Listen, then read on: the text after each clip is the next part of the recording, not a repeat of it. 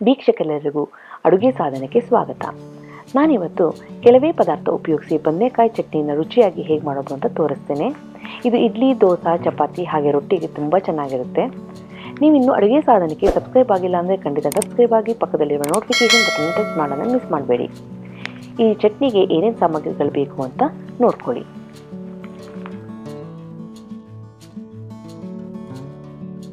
ಈ ಬದನೆಕಾಯಿ ಚಟ್ನಿಗೆ ಮುಖ್ಯವಾಗಿ ನಾನಿಲ್ಲಿ ಹುಣಸೆಹಣ್ಣು, ಕೆಂಪೆಣಸಿನಕಾಯಿ ಹಾಗೆ ಈ ಥರ ಪರ್ಪಲ್ ಕಲರ್ ಗುಂಡು ಬದನೆಕಾಯಿನ ತಗೊಳ್ಳಿ. ಇದೇ ಥರ ಬದನೆಕಾಯಿ ತಗೋಬೇಕು, ಹಸಿರು ಬದನೆಕಾಯಿ ಆಗಲ್ಲ. ಈ ಬದನೆಕಾಯಿನ ಈ ರೀತಿ ನೀವು ಪ್ಲಸ್ ಥರ ಕಟ್ ಮಾಡ್ಕೋಬೇಕು.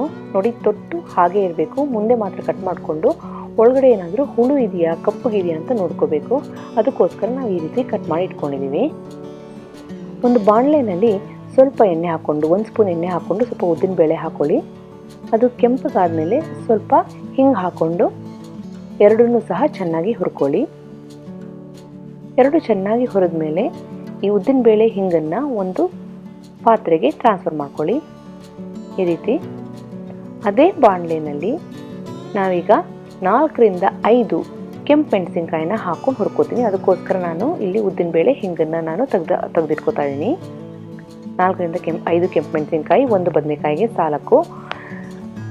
ಈ ಚಟ್ನಿ 2ರಿಂದ 3 ಜನಕ್ಕೆ ಆರಾಮಾಗಿ ಆಗುತ್ತೆ. ಈಗ ಕೆಂಪು ಮೆಣಸಿನ್ಕಾಯಿ ಹುರಿದಾಗಿದೆ, ಅದನ್ನು ಸಹ ಆ ತಟ್ಟೆಗೆ ನೀವು ತೆಕ್ಕೊಳ್ಳಿ. ಚೆನ್ನಾಗಿ ಆರಬೇಕು ರುಬ್ಬೋದಕ್ಕಿಂತ ಮುಂಚೆ, ಅದಕ್ಕೋಸ್ಕರ ನಾನು ಇಲ್ಲಿ ಟ್ರಾನ್ಸ್ಫರ್ ಮಾಡ್ತಾ ಇದ್ದೀನಿ.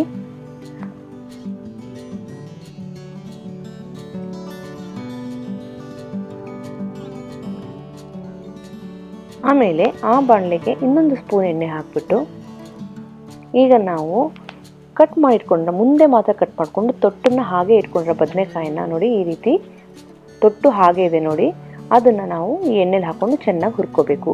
ತಿರುಗಿಸಿ ಚೆನ್ನಾಗಿ ಹುರ್ಕೋಬೇಕು.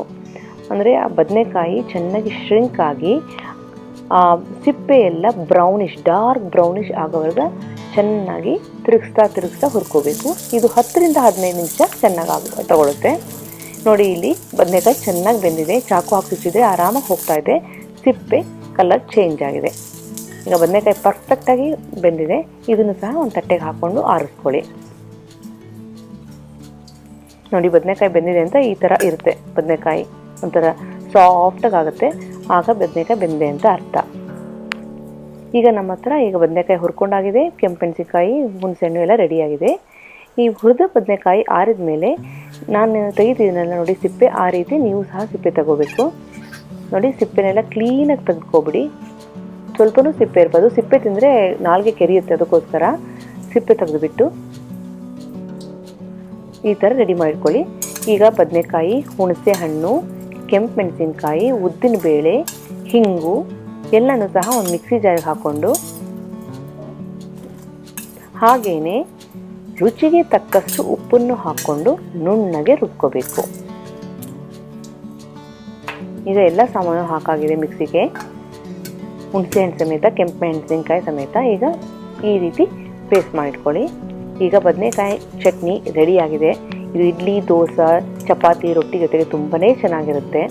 ಇದನ್ನು ಫ್ರಿಜ್ಜಲ್ಲಿ ನಾವು 4ರಿಂದ 5 ದಿನ ಆರಾಮಾಗಿ ಇರ್ಬೋದು, ಏನೂ ಆಗಲ್ಲ.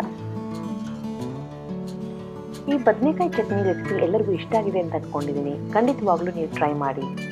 ಹಾಗೆಯೇ ನೀವು ಇನ್ನೂ ಅಡುಗೆ ಸಾಧನಕ್ಕೆ ಸಬ್ಸ್ಕ್ರೈಬ್ ಆಗಿಲ್ಲ ಅಂದರೆ ಖಂಡಿತ ಸಬ್ಸ್ಕ್ರೈಬ್ ಆಗಿ, ಪಕ್ಕದಲ್ಲಿರೋ ನೋಟಿಫಿಕೇಷನ್ ಬಟನ್ ಟಚ್ ಮಾಡೋದನ್ನು ಮಿಸ್ ಮಾಡಬೇಡಿ. ಫ್ಯಾಮಿಲಿ, ಫ್ರೆಂಡ್ಸ್ ಜೊತೆ ಈ ಚಾನಲ್ನ ಶೇರ್ ಮಾಡಿ. ಮತ್ತೊಂದು ಇಂಟ್ರೆಸ್ಟಿಂಗ್ ರೆಸಿಪಿಯೊಂದಿಗೆ ಭೇಟಿ ಆಗ್ತೇನೆ. ಅಲ್ಲಿಯವರೆಗೆ ಥ್ಯಾಂಕ್ ಯು.